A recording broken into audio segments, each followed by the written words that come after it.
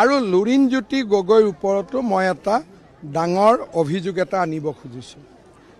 লুৰিণজ্যোতি গগৈয়ে গুৱাহাটীত কুনকি চৌধুৰী বুলি এগৰাকী মহিলাক AJPৰ প্ৰাৰ্থী দিছে। সেই কুনকি চৌধুৰীৰ মা হৈছে সুজাতা গুৰুং চৌধুৰী। তেওঁ হৈছে ছিকিমৰ মহিলা আৰু কুনকি চৌধুৰী তেওঁৰ মা। ইমানলৈকে মোৰ আপত্তি নাই, কিন্তু এই যে সুজাতা গুৰুং চৌধুৰী তেওঁ ইনষ্টাগ্ৰামত কেইবাখনো ফটো দিছে গৰুৰ মাংস খাই পেলাই। মই এখন ফটো আপোনালোকক দেখুৱাব খুজিছোঁ। এইটো হৈছে কুনকি চৌধুৰীৰ মা সুজাতা গুৰুং চৌধুৰী। এই গৰুৰ মাংসৰ পিচটো লৈ তেওঁ গৰুৰ মাংস খাই তেওঁ আমাৰ সনাতনী লোকক প্ৰত্যাহ্বান জনাইছে। তাৰ উপৰিও আপোনালোকে জানে যে আমাৰ এসময়ত চিকেন নেক কাটি দিয়াৰ ধমকি দিছিলে সাৰজিৎ ইলাম আৰু উমৰ খালিদ বুলি দুজন, মই চৈতান বুলিয়ে ক'ম। এই সুজাতা গুৰুং চৌধুৰী তেওঁৰ ফেচবুকত অপেনলি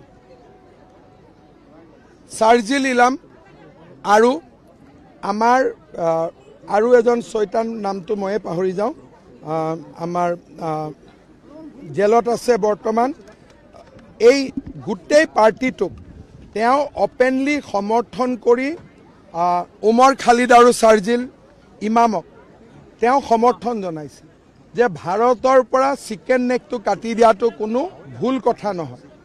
দ্বিতীয়তে তেওঁ কৃষ্ণৰ ওপৰত কৈছিল যে ভগৱান কৃষ্ণৰ ওপৰত মোৰ কোনো আস্থা নাই। এই কুনকি চৌধুৰীৰ মাক সুজাতা গুৰুং চৌধুৰীয়ে কৈছিল আমি পাকিস্তানক ৰাজনৈতিক সাধাৰণ কথোপকথনত শত্ৰু হিচাপে ৰাখিছোঁ, কিন্তু তেওঁলোক আচলতে শত্ৰু হয় নেকি?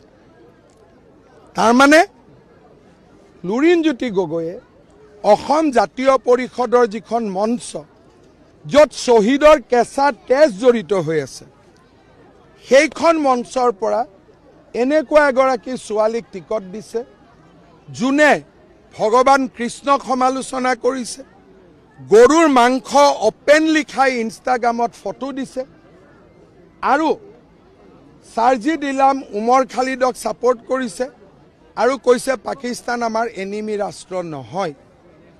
এইজনে হৈছে লুৰিণজ্যোতি গগৈ। ইন্দিৰা গান্ধীৰ হাতত 860 জন শ্বহীদ মৃত্যু হৈছিল। লুৰিণজ্যোতি গগৈক ইলেকশ্যন জিকাবৰ কাৰণে গান্ধী ফেমিলিৰ প্ৰয়োজন আছে নেকি? আমিতো আছুৰ নেতা লুৰিণজ্যোতি গগৈৰ দৰে জেনেৰেল ছেক্ৰেটাৰী নাছিলোঁ। যিটো আছুৰ প্লেটফৰ্মত আন্দোলন কৰি 860 জন শ্বহীদ হ'ল, তাত আমি মাতা বেলেগ কথা, গৌৰৱ গগৈয়ে মাতা বেলেগ কথা। লুৰিণজ্যোতি গগৈয়ে প্ৰিয়ংকা গান্ধীক কিয় মাতিবলগীয়া হ'ল? তাৰমানে MLA হোৱা আৰু MLA হৈ কোনোবা এগৰাকীক বিয়া কৰোৱা, এইটোৱে মোৰ জীৱনৰ আজি আল্টিমেট লক্ষ্য। তাৰ বাদে মোৰ জাতি মাটি ভেটিৰ প্ৰতি কোনো মৰম নাই। মই লুৰিণজ্যোতি গগৈক প্ৰত্যাহ্বান জনাম, কুনকি চৌধুৰীৰ মাকৰ বিষয়ে মই কোৱা কথাখিনি তেওঁ মোক প্ৰত্যাখ্যান কৰক।